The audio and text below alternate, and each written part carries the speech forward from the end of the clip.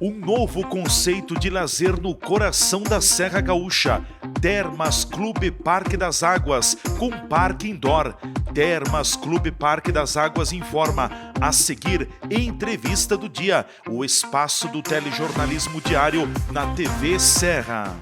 Atenção região, Farroupilha tem águas termais. Isso mesmo, o Termas Clube Parque das Águas, o mais moderno e desejado parque aquático da região, já está em funcionamento com suas águas termais. Divirta-se e relaxe em uma piscina de 100 metros quadrados e 6 piscinas de hidromassagem com água termal a mais de 37 graus. E mais, sauna, cascatas naturais, churrasqueira, parque infantil, tudo isso em meio à natureza exuberante da região. E vem aí o Parque Indoor Termas Clube Parque das Águas. Informações pelo fone WhatsApp.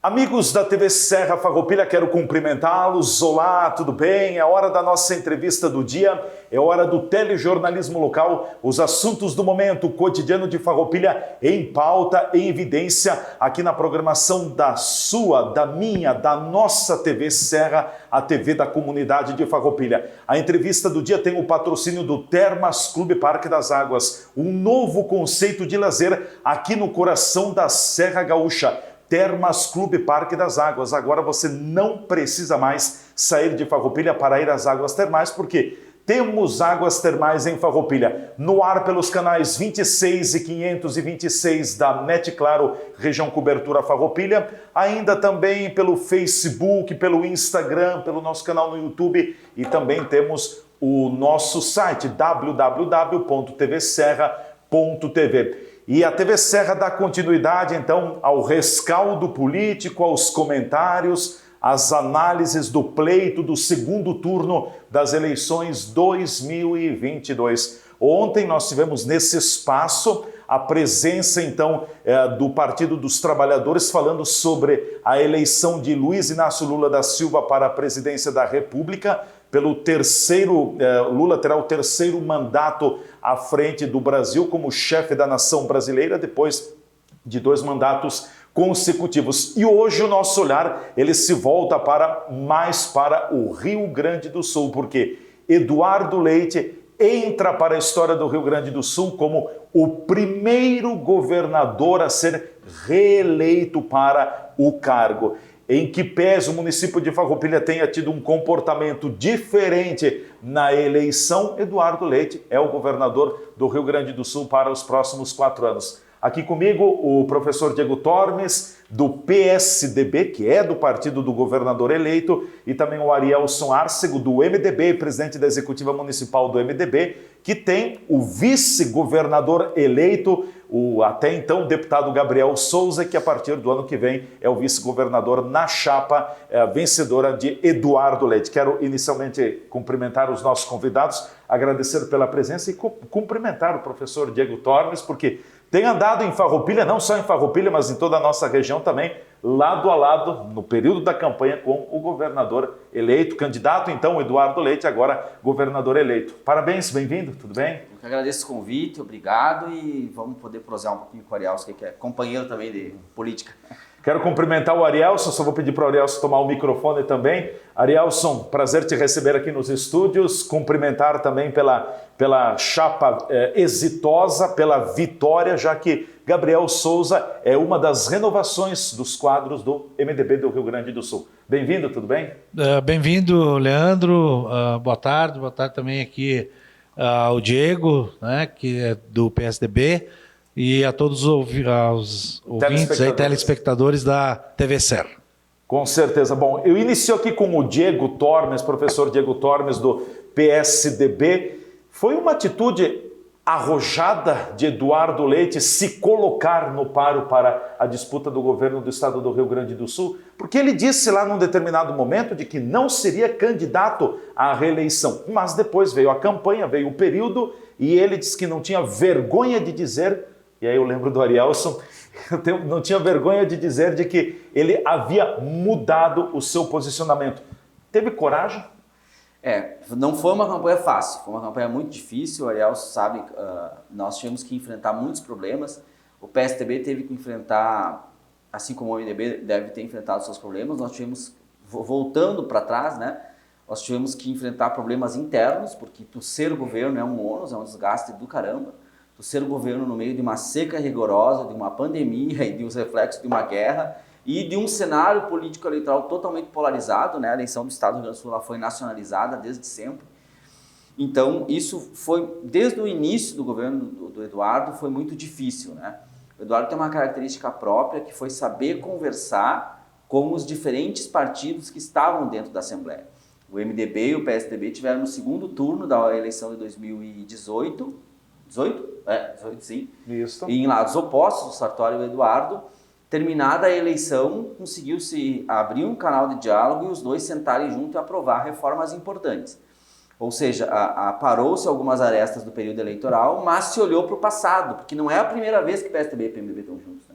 Tiveram juntos no governo Sartori, tiveram juntos no governo Rigoto, tiveram juntos no governo Ieda. Então, há uma tradição os dois estarem juntos. E a população do Rio Grande do Sul, no segundo turno das eleições de 2018, escolheu uma linha de governo para o Rio Grande do Sul, tanto que botou Eduardo Leite Sartori no segundo turno. Agora, seria uma continuidade dessa linha de governo. Então, foi muito difícil, a gente tem que olhar para trás e lembrar disso. E depois ver a dificuldade interna do PSDB. Qual é a dificuldade interna do PSDB? O Eduardo dizer que não ia ser candidato à reeleição, haver uma cobrança porque ele fosse candidato à presidência da República, para ele participar das prévias, ele participa das prévias, ele perde as prévias, mas o Estado, os tucanos no Estado do Rio Grande do Sul ficam mobilizados em torno dessa questão das prévias, né? E aí ele renuncia e ele volta. Então isso tudo cria uma dificuldade interna no partido, a militância fica mobilizada, é verdade, isso é positivo, mas cria uma dificuldade de agenda. E depois, aos 45 do segundo tempo, a gente vai construindo uma coligação com o MDB, que já aconteceu em outros momentos da história política do Rio Grande do Sul, não é nenhuma novidade, mas que o MDB também teve que enfrentar suas resistências. Então o MDB teve as resistências internas, nós tivemos as resistências internas, nós tivemos a resistência do discurso da não reeleição. Então foram muitas coisas para serem vencidas para chegar até aqui. Mas acho que o resultado das urnas foi bem explícito de dizer que, apesar de todas essas dificuldades e de ter que mudar de posição e explicar por que mudou de posição, a população do Rio Grande do Sul soube entender que nesse momento complicado e nessa complicação toda, ao frigir dos ovos, o governo teve seu lado positivo. No caso de Farroupilha, que tu mencionou, Farroupilha nós tivemos o efeito do voto casado, né? O voto conjugado. Foi muito Porque difícil. Aqui, básica, claro, fazendo uma média, eu não vou entrar nas quebras, mas dos votos válidos nós tivemos de cada 3 votos, praticamente quase 2 votos para o candidato Onyx. Foi muito difícil fazer campanha aqui e pedir voto, porque o voto estava muito casado entre Bolsonaro e Onyx. E mesmo assim nós dobramos os votos do primeiro turno para o segundo turno. Então isso também é um significado de que a população soube entender. E mesmo quem votou no Onyx, muitos dos eleitores votavam pelo voto casado, não era por uma questão assim de rechaço ou de muita discordância, era o voto casado do bolsonarismo. A gente respeita isso, essa da democracia, tudo certo, mas foram muitas coisas a serem vencidas até chegar aqui. Então é uma vitória do MDB, do PSDB, da coligação toda junto com Podemos, com PSD, com União Brasil, bastante significativa. Arielson, qual é a tua avaliação também nesse cenário? O que foi determinante para o êxito em torno de Eduardo Leite, com o MDB também compondo a coligação e compondo com o candidato a vice? Bom, primeiro dizer que o MDB, lógico, como todos os partidos, eu acho, menos o PL, que tinha o candidato a presidente e o candidato a vice, e que conseguiu fazer com que alguns apoiadores do MDB, principalmente, estivessem aqui em Farroupilha, estou falando de Farroupilha. Sim. Que aqui mesmo em Farroupilha estivessem ao lado do presidente Bolsonaro, a grande maioria, tanto é que o percentual de votação do Bolsonaro foi 74%, isso é, com os votos sim do MDB, quem sabe até alguns não, a grande maioria também do PSDB. Né? Mas nós temos para os dois lados, mas a grande maioria com o presidente Bolsonaro. Falando em eleição do Estado, eu não vejo muita surpresa no segundo turno, porque no segundo turno foram propostas onde 2 candidatos estavam discutindo e era um ou era o outro. No primeiro turno era um pouco mais difícil e as pessoas tentaram jogar para que tivesse um candidato aí que pudesse dar conta de estar no debate e mostrar propostas melhores para ganhar ou vencer as eleições do Onyx, que no segundo turno se viu que não era tão difícil assim. Difícil porque estava o voto casado aí do bolsonarismo, né? A nacionalização da eleição, né? A nacionalização da eleição ela fazia com que as pessoas acabassem votando então no Onyx. Mas nós sentimos isso na rua, de que o principal fator da vitória do Eduardo Leite no Rio Grande do Sul, e não foi aqui em Farroupilha, eu volto a dizer, porque foi 74% com o Bolsonaro, mas os votos não acompanharam totalmente o Bolsonaro, tanto é que nós fizemos 40% dos votos. Então, não é 38. 38, mas é quase. Então nós fizemos 8 mil votos, 8 mil e poucos mil votos no primeiro turno, e nós fizemos 17 mil e poucos. Dobrou, mais que dobrou. Então os votos descolaram e um dos fatores principais desta eleição para governador do estado foi o preparo de cada candidato. Nós podíamos ver claramente qual era o candidato mais preparado, que tinha as melhores propostas e que está mais por dentro dos fatos do Rio Grande do Sul, que era o Eduardo Leite. E se nós formos pegar a vice, então não dá nem para comparar, porque o nosso candidato do MDB, o Gabriel, que era para ser o nosso candidato a governador, e eu votei para que nós tivéssemos, lá na convenção do MDB, eu votei para que nós tivéssemos candidato próprio do MDB, a maioria decidiu que nós deveríamos fazer a coligação. Eu não entendi assim lá no início, mas depois, durante a campanha, eu também entendi assim, até porque se nós fosse democrático depois. Com certeza, eu faço parte do partido do movimento democrático. Como é que eu não vou ser democrático? Como é que eu não vou aceitar uma disputa dentro do partido que a maioria venceu? Eu acho que as pessoas, se tivessem pensado pelo menos um pouco, teriam aí vindo junto, apostado, apoiado o candidato Gabriel, que era o candidato a vice-governador. E diga-se de passagem, candidato muito bem preparado. Muito. Se não fosse o Eduardo Leite e tivesse o Gabriel, eu não tenho dúvidas nenhuma de que o Gabriel estaria totalmente preparado para ser o governador do estado, com as mesmas convicções, os mesmos trabalhos do que o Eduardo Leite. Então nós tínhamos dois candidatos excelentes, apesar da pouca idade, mas com um conhecimento muito grande, com uma vontade muito grande, e arrojados, pessoas que com certeza vão fazer um belo governo no estado do Rio Grande do Sul. Me parece, eu não tenho certeza aqui, mas eu vejo que são duas grandes revelações da política, do certame político do Rio Grande do Sul. Um, Eduardo Leite, não é uma revelação, mas é uma consolidação e uma revelação dos quadros do MDB, o Gabriel Souza. O Eduardo Leite tem 37 anos, o Gabriel Souza tem um a mais, 38 anos. Então, quer dizer, entre os dois, não somam 70 anos, são dois jovens, né? E a gente não tá, eu não estou dizendo que os mais experientes não são importantes, eles são muito importantes, mas a política também vive, né, Arielson, de renovação, né? A política vive da renovação, tanto é que na eleição para prefeito, nós abrimos mão, eu e outros candidatos que eram mais antigos e que tinham a oportunidade de se eleger novamente, mas abrimos mão para que novos candidatos pudessem chegar à Câmara de Vereadores. E eu sempre coloco nas minhas manifestações dentro do partido que nós usamos, principalmente dentro do MDB, o analógico e o digital. Eu sou analógico e a juventude também é digital. Ou seja, eles também aceitam as opiniões nossas e eu estou no intermediário, não sou nem dos mais velhos. Fazendo meio de campo. Mas eu estou no meio do campo.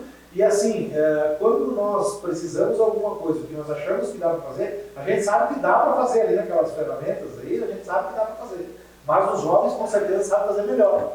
Então nós procuramos sempre ter ideias novas, mas que a maturidade do partido possa também fazer uma avaliação de tudo que passou também para ver o que pode ser bom, o que não pode ser bom. Então essa mescla dentro do partido é importante. E eu me lembro, falando da idade dos dois candidatos, eu me lembro, nós fizemos uma reunião com o Eduardo Leite e com o Gabriel, e o Eduardo Leite disse assim, eu tive que pegar o Gabriel porque eu precisava de uma pessoa mais velha para poder dar uma cara mais madura para a nossa campanha. Ele estava brincando, eu tenho 37 e o Gabriel 38, né? Mas as idades, eu acho que é o que menos importa, como poderia ser candidatos mais velhos também, mas com as propostas boas. E a gente viu o preparo deles no debate, foi um passeio. O que importa, na verdade, usando o gancho do Arielson, nós temos lideranças históricas muito importantes que contribuíram para a história da política e da gestão do Estado do Rio Grande do Sul. Germano Rigoto, Ieda Crucius, o Simão, o Sartori, são pessoas e lideranças muito importantes. Mas é da vida, é do jogo que as coisas precisam se renovar, é do processo. E acho que tanto o Gabriel quanto o Eduardo vêm dessa nova leva de líderes que são jovens, que estão renovando, mas têm alguns princípios muito claros, né? Cuidar de uma gestão eficiente do Estado do Rio Grande do Sul, ou da máquina pública, qual seja, independente da esfera, cuidar das finanças públicas e entender que cuidar da gestão, fazer uma gestão eficiente e cuidar dos recursos públicos é também pensar em investir nas pessoas, né? Porque tu precisa ter os recursos para poder investir ali na frente nas pessoas, que é o que o Estado do Rio Grande do Sul recuperou nesses 4 anos. O MDB teve junto com o PSDB, outros partidos estiveram juntos e agora vão estar juntos de novo. Agora nós temos capacidade de financiamento para fazer investimentos. E o Eduardo e também o Gabriel, nas vezes em que o vice foi chamado na campanha para debates e participação na imprensa, conseguiu deixar isso muito claro para a população. Olha, realmente teve coisas aqui que foi antipático, que não foi simpático à população, mas foi preciso fazer para agora poder fazer isso. E a população pôde descolar muito bem e entender 2 eleições. Uma eleição nacional, cada um escolheu o seu lado, e outra eleição estadual. E aqui em Farroupilha aconteceu exatamente isso. Foi difícil pedir voto, foi difícil, claro, mas porque teve essa ligação com a eleição nacional, mas o aumento dos votos do Eduardo e do Gabriel no segundo turno mostra que a população também soube, uma parte da população soube descolar. Olha, lá em cima eu prefiro Pedro ou Paulo, mas aqui, esse aqui é mais qualificado. A dificuldade do candidato Onyx Lorenzoni explicar propostas, mostrar dados e sair daquele discurso repetitivo de governo Bolsonaro, de governo federal, de pátria, de família, de minha esposa, de não sei o quê, contrastou muito com a capacidade, tanto do Gabriel quanto do Eduardo, de saber dizer como é que funciona a lei, de onde vem a lei, quais são os dados, quanto custa tal coisa. E num segundo turno é uma eleição diferente, né, do que no primeiro. É uma nova eleição. No primeiro teve um monte de candidato em debate, tu não consegue ver as coisas. Agora, no segundo ficou muito clara a diferença. E a população do Estado do Rio Grande do Sul deu uma clara demonstração que... Talvez o segundo turno ele acaba expondo muito mais aquele candidato que está bem preparado. Exatamente. E aquele que não está bem preparado. Uma clara demonstração no primeiro disso. turno tem muitas pessoas aí, ou tem mais candidatos, e aí fica difícil nivelar, o próprio tempo também acaba prejudicando, mas no segundo turno é eu e tu e eu, né? Não tem como fazer a pergunta para aquele candidato direto, porque daqui a pouco eu estava discutindo um assunto e tinha que perguntar para o candidato a regra do debate diz isso, é sorteio, não sei o quê. Daqui a pouco fechava mais com o outro, eles faziam pergunta entre eles. E levanta a bola, né? Mas ali no direto... Olho no olho. Olho no olho é o eu e tu, é diferente, né? Aí, ó, nós vamos falar do mesmo assunto e tu pode falar e eu posso falar também do mesmo assunto. Então, ele é diferente, é uma outra eleição e tanto é que as pessoas enxergaram isso, né? Claro que, volto a dizer, a questão de colar no candidato a presidente, que na nossa região aqui, 50%, vamos dizer, vamos falar a verdade, 50% da população votou no para presidente e 50% votou no outro, mas aqui em Farroupilha deu 74% no Bolsonaro. Então, se vê também que, claro, as pessoas pensaram entre os 2 candidatos, puderam ver as propostas dos 2 candidatos, mas as regiões são diferentes, né? As colocações, os trabalhos feitos pelos presidentes em cada região pode ter sido um pouco diferente também, né? A nossa região a gente sabe como é, e foi bom a votação. Não dá para dizer que Farroupilha teve o voto 100% casado presidente com governador, né? Teve uma predominância, claro, sim, né? Mas sim. Ainda tem um pessoal que acabou, não, o governador é isso, o presidente é outro, descolou da história, né? Se fosse o candidato mais fraco a presidente da República do lado do Onyx, se tivesse um candidato que não fosse o Bolsonaro, que não tivesse tudo isso, se fosse um candidato comum aí, né? Nós teríamos, eu não tenho dúvidas, o Eduardo Leite faria 80% dos votos no Rio Grande do Sul. Sim. O voto casado em outras regiões, quando tu pega o mapa eleitoral do Rio Grande do Sul, quem mais votou em Eduardo no segundo turno, quem mais votou em Onyx, as regiões mais bolsonaristas foi onde o Onyx ganhou. Então, claro que isso influenciou. Tanto é verdade que desde o primeiro turno, tanto o Onyx quanto o Edgar Preto se apresentavam, um como candidato do Bolsonaro, outro como candidato do Lula.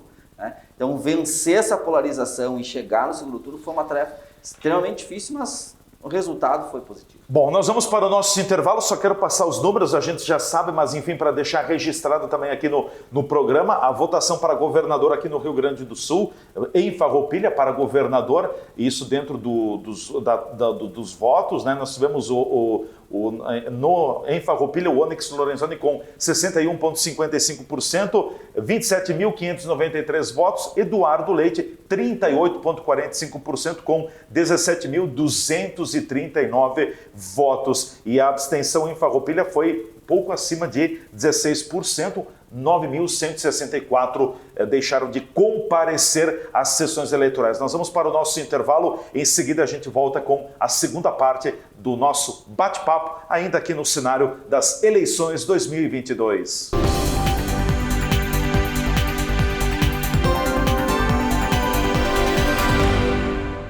Atenção região, Farroupilha tem águas termais. Isso mesmo, o Termas Clube Parque das Águas, o mais moderno e desejado parque aquático da região, já está em funcionamento com suas águas termais. Divirta-se e relaxe em uma piscina de 100 metros quadrados e 6 piscinas de hidromassagem com água termal a mais de 37 graus. E mais, sauna, cascatas naturais, churrasqueira, parque infantil, tudo isso em meio à natureza exuberante da região. E vem aí o Parque Indoor Termas Clube Parque das Águas. Informações pelo fone WhatsApp. Estar perto do comércio e o pequeno produtor, um futuro pra valer, de união com mais amor.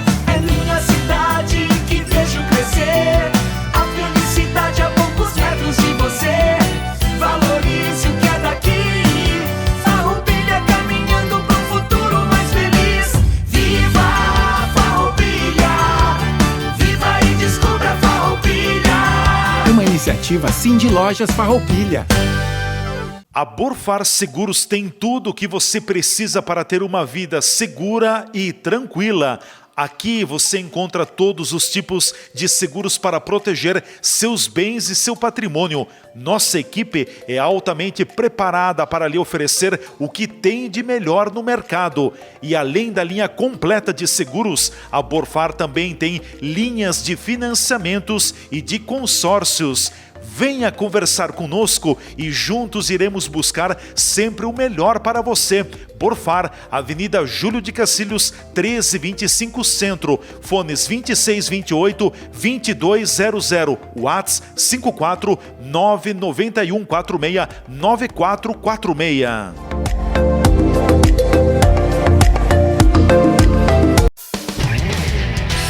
Estas imagens que você está vendo aí são das 4 unidades do Grupo Bigfer no país. Nossas fábricas têm mais de 100 mil metros quadrados de área construída e estão instaladas em Farroupilha, no Rio Grande do Sul, em Curitiba, no Paraná e em Votuporanga, em São Paulo.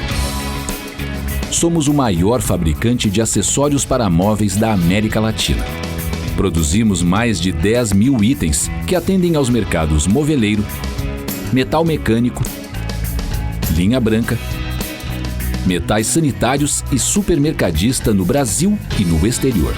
Temos frota própria, o que agiliza a entrega dos produtos de nosso catálogo para clientes de todo o território nacional. Estamos andando no caminho certo.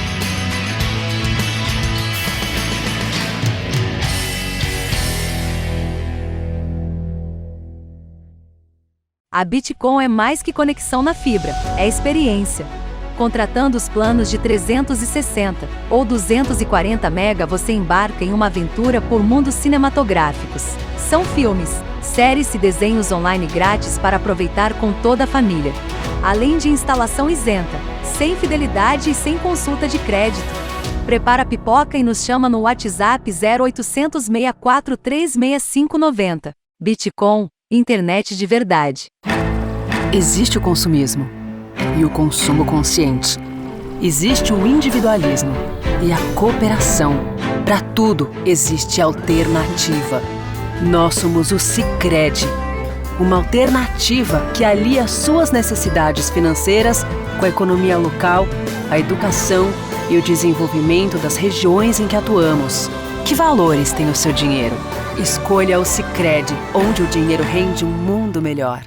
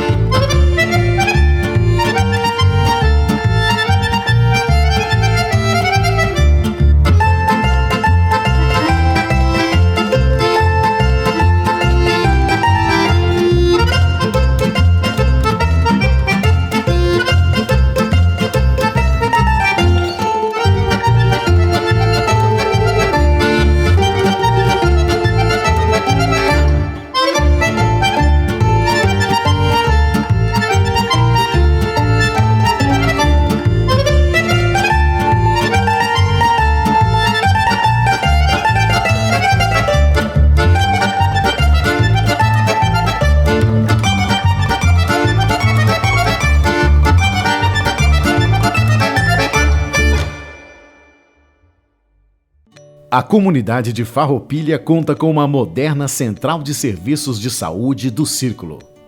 De conceito prêmio, as instalações oferecem atendimentos diferenciados e mais serviços aos clientes da região. Com mais de 500 metros quadrados e localizada no centro da cidade, a Central de Serviços de Saúde do Círculo conta com confortáveis consultórios médicos, salas de coleta para exames laboratoriais, área de observação, ambulatório e central de vacinas. No próprio local, os clientes têm à disposição consultas médicas em diversas especialidades, como dermatologia, endocrinologia, pediatria, psiquiatria, ortopedia, ginecologia, nutrição, traumatologia e clínica médica. Um dos diferenciais importantes da Central é um serviço único na cidade. É o Centro de Cardiologia, que além de consultas realiza exames como eletrocardiogramas, teste ergométrico, ecocardio, entre outros. A completa gama de serviços para saúde ocupacional e medicina do trabalho, como exames de audiometria, acuidade visual, espirometria e consulta clínica ocupacional, ganhou espaço especial. A Central de Serviços de Saúde do Círculo presenteia a Farroupilha e região com maior conforto e agilidade aos clientes. Este é o Círculo, cada dia melhor, mais conectado, mais ligado em você. Círculo Saúde, mais que um plano, saúde de verdade.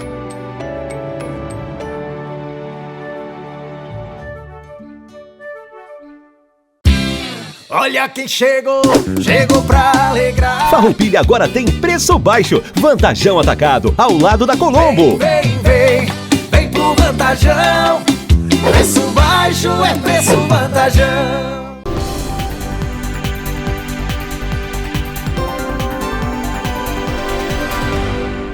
Já estamos de volta aqui pela nossa TV Serra Farroupilha com a entrevista do dia, telejornalismo local, os assuntos do momento, sempre o cotidiano de Farroupilha em pauta, em evidência. E a nossa entrevista do dia tem o patrocínio do Termas Clube Parque das Águas, um novo conceito de lazer aqui no coração da Serra Gaúcha em Farroupilha, porque agora você não precisa mais sair de Farroupilha para ir às águas termais, porque temos águas termais em Farroupilha. Nossos convidados hoje, o professor Diego Tormes, do PSDB, aqui nos estúdios, e também o presidente. Qual é que é o teu cargo dentro da executiva? Não, eu só sou afiliado. Só afiliado.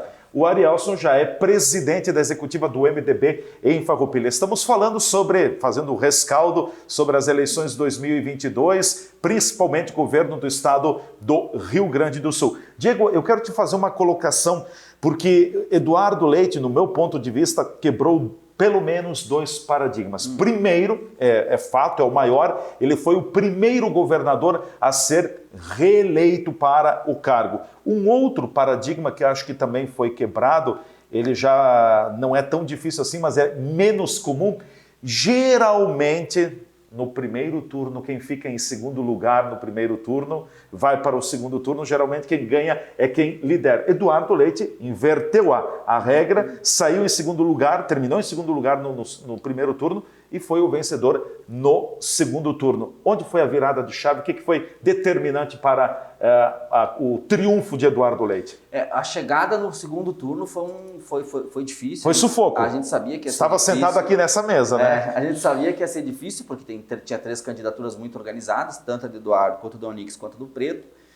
Então foi difícil chegar no segundo turno, mas mesmo que com a votação apertada, a gente percebe que a população do estado do Rio Grande do Sul votou no Eduardo Leite para estar no segundo turno, então ele entendeu o que o MDB e o PSDB fizeram, com o apoio de outros partidos da Assembleia, entre eles PP, PTB e etc., entendeu o que o governo fez, colocou a candidatura no segundo turno. E no segundo turno, aquilo que o Ariel já disse, ficou muito evidente a diferença entre os dois candidatos, né? Na hora de falar, na hora de se posicionar, na hora de explicar as coisas, de ter domínio dos conteúdos e também a própria educação e o comportamento que o Gabriel e o Eduardo sempre têm, que é natural dos dois, que talvez do outro lado nem sempre aparecia. Então a população soube observar e separar. Foi outra eleição em que a população pôde juntar as duas biografias, os dois trabalhos prestados, as características pessoais de cada candidato e entender que, do outro lado era, como dizia na candidatura, um candidato escorado em outro candidato. E aqui, com o Gabriel e com o Eduardo, eles eram candidatos com propostas para o Rio Grande do Sul e não dependendo de outras candidaturas, né? Então, eu acho que a virada de chave foi a população está muito madura politicamente e consegue separar e analisar as coisas, assim, friamente, né? Se tu vê o estado do Rio Grande do Sul, quanto deu a votação do Bolsonaro aqui? Eu teria que buscar os dados aqui, mas em torno de 60 e pouco? Mais de 60%. Então, se fosse totalmente casado, o Onix estava eleito governador hoje. Sim, e não, quem sim. quase fez 60 foi a candidatura do Eduardo e do Gabriel. Então, a população está madura politicamente no sentido de separar as coisas. Então, a virada de chave foi aí. A virada de chave foi a população já entendendo no primeiro turno, né, que houve uma proposta, um governo que foi eficiente, e no segundo turno a população soube comparar os dois projetos.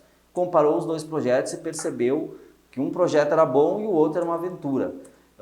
Comparou duas biografias, dois modos de se comportar e viu que um não era tão adequado e o outro era mais adequado, e aí veio a vitória. E dá para se dizer também, não, que não é a questão de que o PT votou todo no Eduardo Leite, né? Porque não queriam o Onix, até porque a disputa, então, federal era com o Lula, que era do partido deles aqui no Rio Grande do Sul. Nem todos os votos foi isso. Porque se nós somássemos o primeiro turno, daria em torno de 54%, Eduardo Leite fez mais de 57%.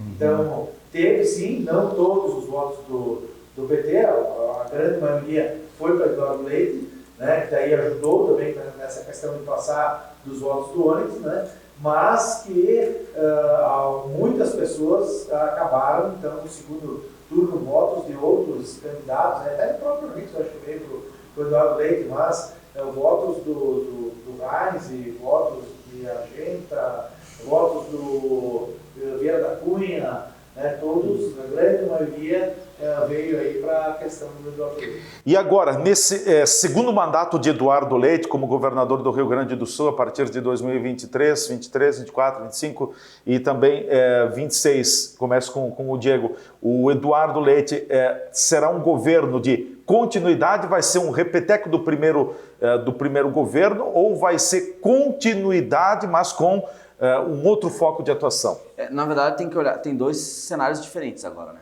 Um cenário é a própria Assembleia, o PSDB tinha 4 deputados estaduais e fez 5 agora.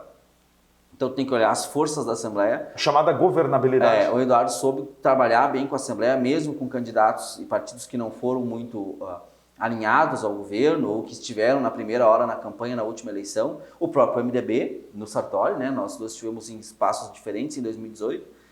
Ele soube trabalhar bem essa questão. Então, o Eduardo e o Gabriel vão ter o desafio de ver a governabilidade na Assembleia, porque é a Assembleia que aprova os projetos do governo, né? Então, precisa conversar com a Assembleia. E a segunda, nós temos um cenário muito difícil no ano que vem. Essa redução do preço dos combustíveis na canetada significa um impacto financeiro de mais ou menos 2,3 bilhões de reais no orçamento do Estado do ano que vem. E isso precisa ser, achar esse dinheiro. Precisa achar esse dinheiro. Nós temos aí algumas pressões, que é a continuidade de obras e de investimentos que o governo tem fazendo, manter a folha de pagamento em dia, que se conseguiu recuperar, ampliar, porque agora foi feito algumas promessas de campanha, entre elas aumentar o turno integral no ensino médio, e nós temos algumas despesas aí agora com o piso nacional da enfermagem, né? Que, obviamente, os prefeitos, os governadores estão tentando achar dinheiro para... Então nós temos um outro cenário, então vejo que o cenário não é tão fácil. O cenário foi muito difícil lá atrás, com as contas atrasadas, sem dinheiro para pagar salário, com pandemia, com seca. Agora nós temos uma história do estado financeiro um pouquinho melhor, mas ainda assim tem desafios. Então, o desafio agora é a questão financeira de novo, porque o contexto é outro, né? E trocou o governo federal, a gente não sabe direito como as coisas vão ser ainda. E segundo, porque é uma outra assembleia, né? O partido o PL e o PRB foram partidos que cresceram as suas bancadas, tiveram uma bancada aí... que saiu das urnas diferentes, então tem que conversar com esses partidos, tem que conversar com o PSDB, tem que conversar com o PMDB, tem que conversar com o PP, tem que conversar com o PDT, com todas as forças, porque afinal de contas quem está na Assembleia foi eleito pela população democraticamente, ele representa a parte da população.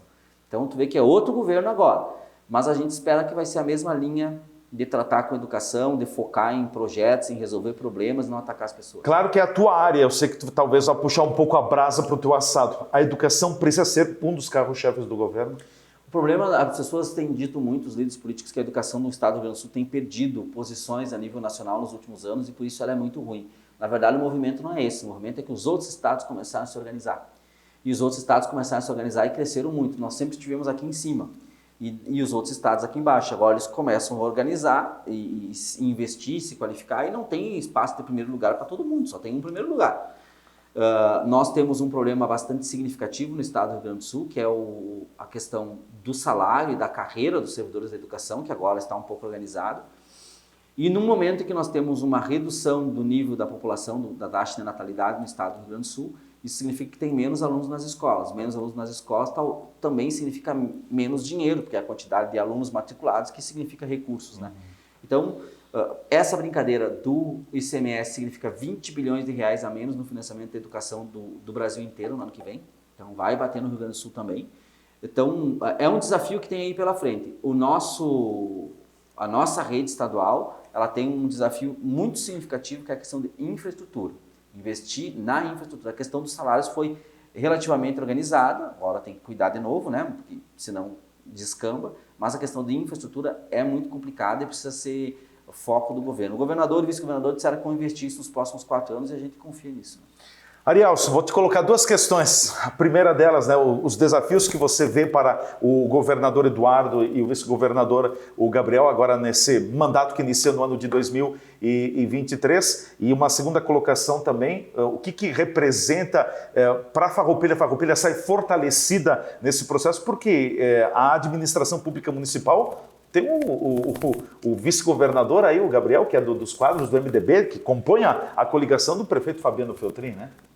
Bom, é lógico que nós nunca deixamos de ter uma representação no governo do Estado, porque nós tínhamos, inclusive, um secretário dentro do governo do Estado. Em 2018, na eleição, nós tínhamos separado, como o Diego falou aqui, mas depois, dentro do governo, a grande maioria apoiava o governo do Eduardo Leite. Tanto é que o Gabriel foi presidente da Assembleia, né, sempre defendendo as pautas do governador, aqueles remédios amargos que precisavam, desde lá da época do Sartori, quando ele era líder de governo, para mudar algumas coisas no Rio Grande do Sul, que precisavam ser feitas, algumas agendas que precisavam ser feitas, para que o Estado pudesse começar a investir novamente.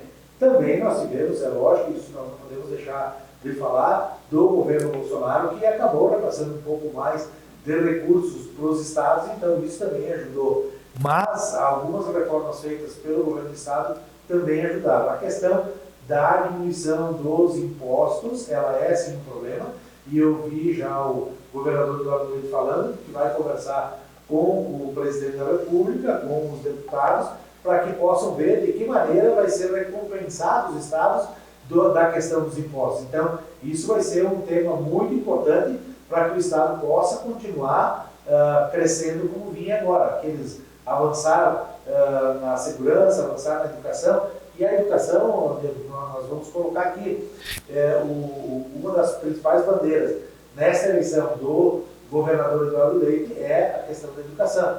Né? E se comprometeram, inclusive, com o partido, com o PDT, que fala muito de educação, em levar essa pauta adiante e com muita seriedade, com um compromisso muito grande de fazer com que a educação seja uma das principais bandeiras agora do governo do Estado. Então, precisa bastante dinheiro para isso, não tem dúvida nenhuma. O que nós esperamos é que não se tenha que atrasar salário, que não se tenha que atrasar obras, que se dê continuidade. O olho vai ter que ser muito grande em cima da gestão do recurso, né? Não tenha dúvida nenhuma, que é o que o governador sempre dizia, quando no debate, ele dizia, ele só cuida dos númerozinhos e tal. Eu vi bem esse debate, ele falou númerozinho, só cuida dos númerozinhos, só quer muito númerozinhos. E o Eduardo Leite disse o seguinte, quem não sabe cuidar dos números, quem não sabe cuidar das finanças, não consegue investir. Se não cuidar bem das finanças, isso aqui no município é assim também. Se nós não tivéssemos... Na casa da gente é assim também? Na casa da gente é assim também. Se tu não tiver uma economia, e no serviço público é um pouco diferente. De casa a gente decide, né? Lá decide. Na questão pública tem um monte de cobranças e tu tem que saber como conduzir tudo isso. Então, é o dinheiro público, é o dinheiro das pessoas, as pessoas querem que seja investido, né? Alguns dizem, não, a prefeitura não é banco para deixar dinheiro guardado, mas se tu não tiver também algumas reservas para alguma necessidade, tu também não vai ter como atender as pessoas. Então tem que cuidar, sim, dos números. Eu acho que ele fez bem feito isso e é um administrador, a gente viu isso no primeiro governo, e agora com a ajuda também do Gabriel, mas tem a questão da Assembleia. Né? A Assembleia, hoje nós temos 8 deputados, por exemplo, no MDB, hoje nós temos 6. E eu não sei se todos os 6 vão estar bem alinhados com o governo. Houve uma disputa interna dentro do MDB. O MDB tem que agora conversar, sentar com as pessoas.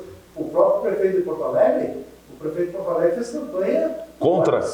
Né? E não sei se isso não foi bom, porque eles fizeram só 30% dos votos, mesmo tendo o prefeito do lado deles. E olha a polarização que Tinha, e o Eduardo Leite fez quase 70% dos votos em Porto Alegre. Não é pouca coisa, gente. Vamos dizer assim, o filho do prefeito de Porto Alegre, que nós admiramos dentro do partido, dentro do MDB, e que agora não esteve junto com o MDB, esteve junto com o Onix. Então, vamos dizer assim, é bem difícil. A Assembleia... O filho do Melo não se elegeu deputado, né? Não, fez 10 mil votos. Outra coisa que nós discutimos agora dentro do partido é a questão da transferência dos votos. Quem transfere os votos? Veja bem, se o Rigoto e o Sartori conseguissem transferir os votos para o Búrigo, por exemplo, que foi o nosso candidato a deputado estadual, ele não teria feito 1.000 votos a menos que na eleição passada, em Caxias do Sul. Ou seja, é difícil transferir votos. É muito difícil. Então, é difícil. E o Então ela foi como se fosse... Quase que o Onix fosse vencer a eleição, porque o Sebastião Melo foi para o outro lado. Mas nós internamente sabíamos que ele fez isso. Porque ele também tem interesse em querer guardar um lugar para a próxima eleição para ser candidato a governador, quem sabe. Então nós vamos discutir isso dentro do partido, porque não vai passar bem em branco assim.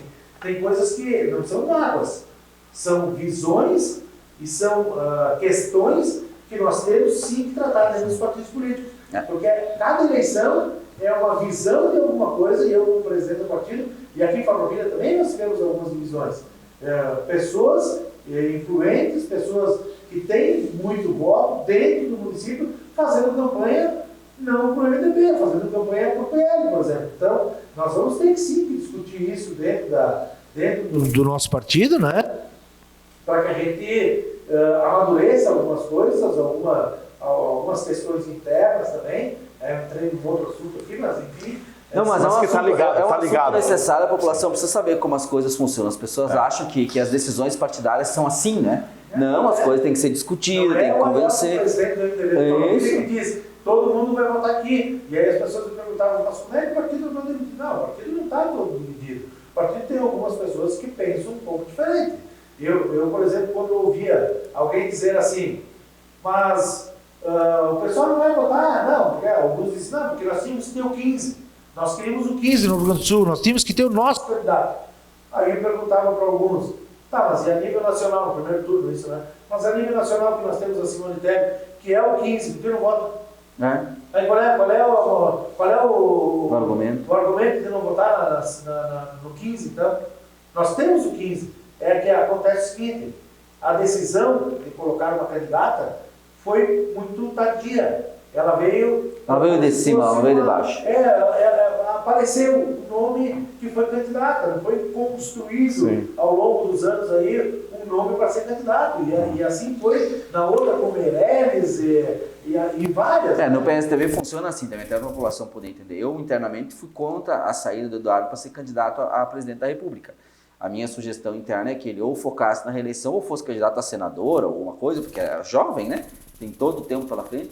Mas a gente é voto vencido. A partir do momento que tu é voto vencido, se tu tá num grupo, tu democraticamente respeita a decisão e vai embora, né? Sim. Então as decisões internas nos partidos são muito discutidas, não é uma coisa, como o Arielso falou bem, é verdade, o presidente vai lá e diz vai ser assim e todo mundo segue, não é assim que funciona. Bom, eu preciso encerrar, mas eu não posso encerrar sem ouvir de vocês de uma forma breve sobre o cenário nacional hoje, preocupa muito, né? Nós temos a proclamação do resultado da eleição ainda antes das 8 horas do domingo, dando a vitória a Luiz Inácio Lula da Silva, uma eleição que eu tenho dito muito na cobertura das eleições que ela tem sido no curto-circuito, né? Muito próxima, 2.100.000 votos, uma coisa muito próxima aí.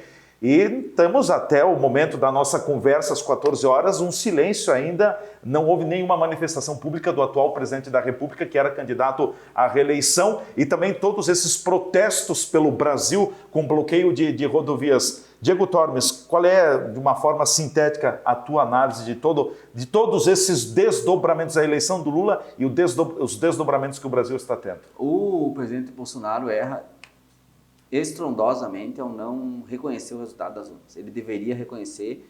Não concordo com o candidato XYZ, porque é isso, porque é aquilo, por todos os motivos. Mas a população votou nesse cidadão que está aí e rejeitou o governo dele. Nós tivemos uma eleição que foi um plebiscito.